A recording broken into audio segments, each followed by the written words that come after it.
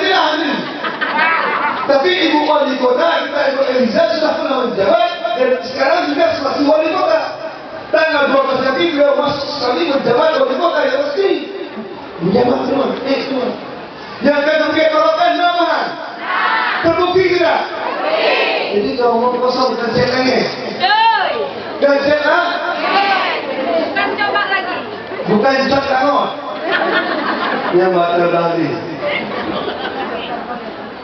Nah, jadi selama 13 tahun lebih saya berdomisili di Al-Azhar di Kairo, Mesir, mendalami ilmu tafsir.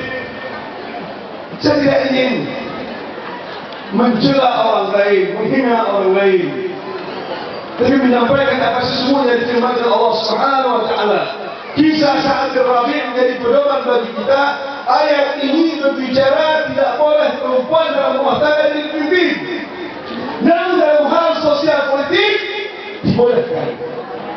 Dan ayat ini bicara masalah keluarga, bukan masalah sosial politik. Paham dulu? Paham dulu? Coba lihat. Perempuan yang pertama sekali membenarkan risalah Nabi siapa? Perempuan atau laki-laki? Perempuan. Orang yang pertama masuk agama Allah siapa? Perempuan. Ini orang kan? Ini orang kan berada mencong. Yang menyimpan Al-Quran yang murni Asma binti Abu Bakar. Laki-laki atau perempuan? Bukankah penjagaan Quran yang mulia, sebuah perjuangan yang mulia, wanita terhormat, bukan tidak terbina ketika Muhammad lahirkan ke atas bumi ini. Tapi ini tidak ada ayat Al-Quran satu pun yang menyatakan keharaman wanita menjadi pemimpin. Ayat ini berbicara masalah keluarga. Seorang wanita yang khusus membanggakan pada suaminya, sehingga saat itu Habibah melapor kepada baginda Rasulullah Sallallahu Alaihi Wasallam. Rasulullah ketika menerima berita ini dari Habibah, ini menegakkan qisas. Mana qisas? Dan Al-Quran jelaskan. Wal anfa bil anfi wal aina bil aini wal udhnu bil udhni wal juruh qisas.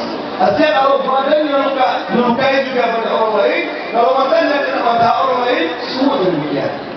Namun ketika Rasulullah memanggil Sa'ad bin Rabi' ini menetapkan peraturan tersebut, tiba-tiba turunlah ayat ini, An-Nisa ayat 34. Rasulullah mengatakan, aku menghendaki lain, Allah lebih indah menghendaki sesuatu.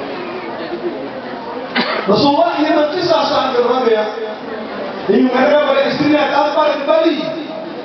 Namun lihat أهلا وسهلا أم الحبيبة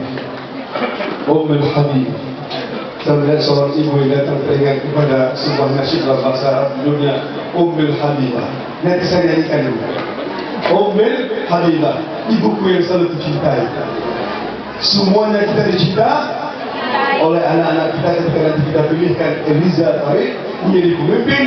Mereka menanamkan akhlak pada generasi kita, anak-anak kita, sehingga mereka kenal ibu dan ayah mereka. Mereka berakhlak mulia kepada kedua orang tua.